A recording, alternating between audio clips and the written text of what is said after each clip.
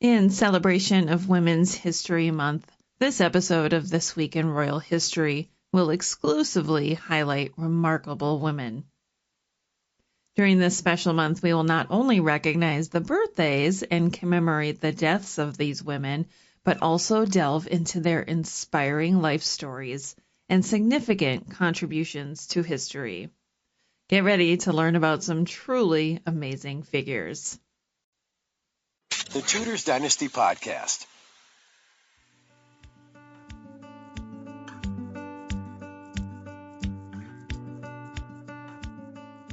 Let's take a step back in time and transport ourselves to the medieval era of Europe.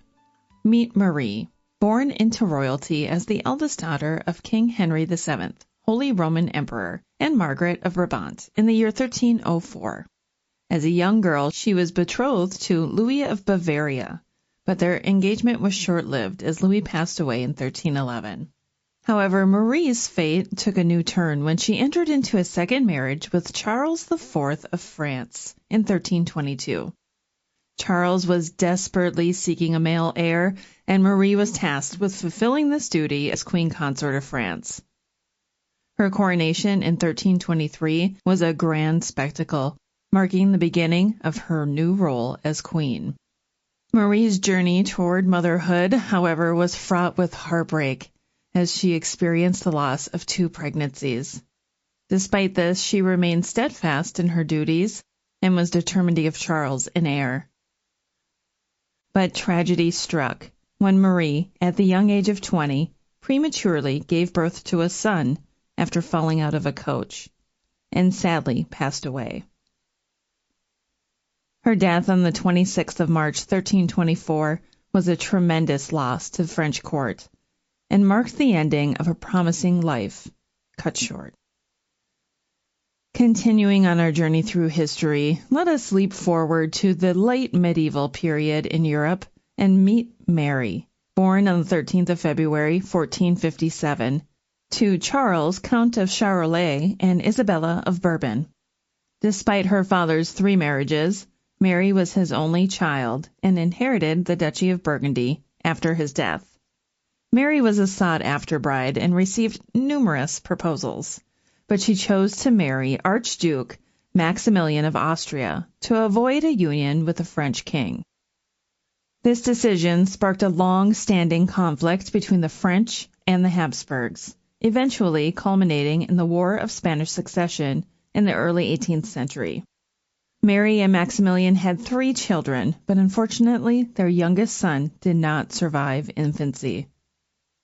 Mary's life was cut short when she suffered a broken back after falling from her horse while hunting with her husband and members of court in early 1482. She passed away several weeks later on the 27th of March at the age of 25 and was buried at the Church of Our Lady in Bruges. Her son, Philip IV, Duke of Burgundy, succeeded her, and through his marriage to Juana of Castile, he later became Philip I of Castile. It's interesting to note that Mary's husband was appointed Maximilian I, Holy Roman Emperor, in 1508, and her grandson was Charles V, Holy Roman Emperor, making Mary an influential figure in shaping European history during this period.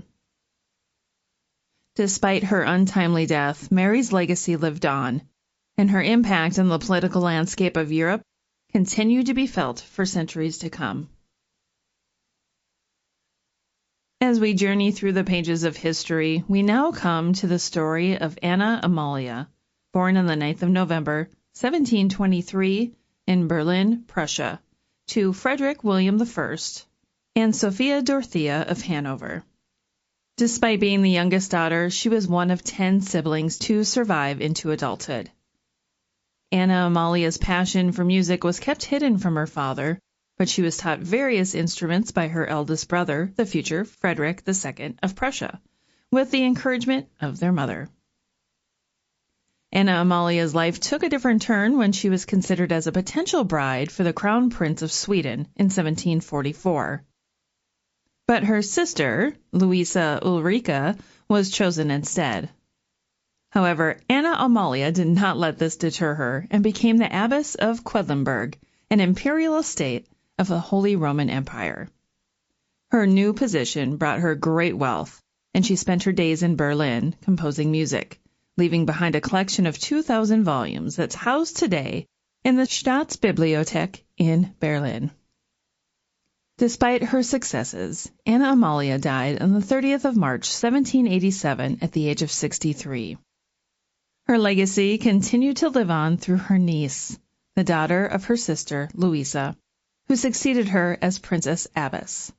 Anna Amalia's contribution to the world of music and her dedication to art and passion served as an inspiration to many and left an indelible mark on the world. And now we arrive at the story of Philippa of Lancaster, born on the 31st of March, 1360 in England, to John of Gaunt, 1st Duke of Lancaster, and Blanche of Lancaster. Philippa was a granddaughter of Edward III of England, and she grew up with her siblings, including her brother Henry, who would later become Henry IV of England. Sadly, Philippa's mother passed away when she was just 8 years old, and her father went on to remarry twice.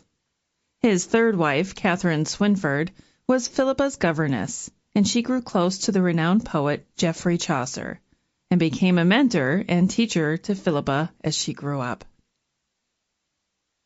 Philippa's life took an exciting turn when she married John I of Portugal on the 14th of February, 1387, by proxy, as part of the alliance between England and Portugal. They finally met 12 days after their marriage, and they went on to have 8 children, some of whom would make significant contributions to history. In fact, Philippa is remembered as the mother of the illustrious generation. Despite her many accomplishments, Philippa died from the plague on the 19th of July, 1415, at the age of 55. Our journey now takes us to the story of Catherine of Lancaster, born on the 31st of March in 1373 to John of Gaunt, Duke of Lancaster, and Constance of Castile. Her birthright was a significant one, with Constance being the elder daughter of King Peter of Castile and an heiress to the throne since he had no sons. When John and Constance married in 1371, he claimed the throne of Castile through the rights of his wife, setting the stage for a royal power struggle. With the support of Portugal, the Duke and Duchess, along with their daughters, traveled to Castile to press their claim. But by 1387, John had accepted the marriage of his daughter, Catherine, to Henry, son of King John I of Castile, and Constance renounced her claims to the throne. In September 1388, 15-year-old Catherine married 9-year-old Henry in Palencia, Spain, and their union would produce 3 children before Henry's untimely death in 1406. Catherine's life took another turn when her 1-year-old son, John II of Castile, became king, and she became co-regent alongside Henry's brother, Ferdinand I of Aragon. Despite the challenges of ruling as a woman in a male-dominated society, Catherine rose to the task, leaving behind a legacy of strength and determination. Catherine died on the 2nd of June, 1418, and was buried next to her beloved husband. Interestingly, Catherine's great-granddaughter was Catherine of Aragon, the first wife of Henry VIII, who was named after her, cementing Catherine of Lancaster's place in history as a powerful and influential figure. And that concludes this week in Royal History. Thank you so much for joining me for another episode. I'm Rebecca Larson. Until next time. Thanks for listening to this episode of the Tudors Dynasty Podcast. You can follow and support the Tudors Dynasty Podcast on Facebook, Twitter, Instagram, and Patreon @Tudors Dynasty.